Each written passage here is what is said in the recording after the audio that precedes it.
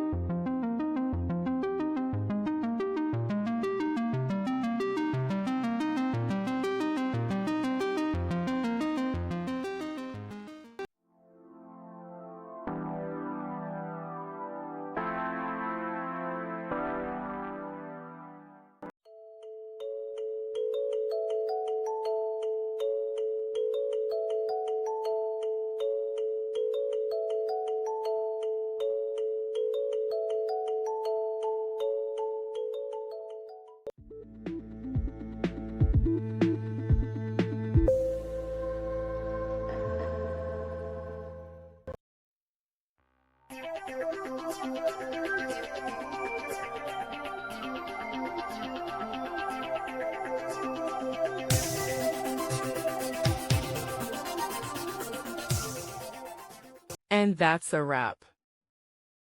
I hope you found the answer you were looking for. If you did, take a second to hit that subscribe button. It really helps out. And let me know in the comments which solution worked best for you. See you next time in the Debug Zone.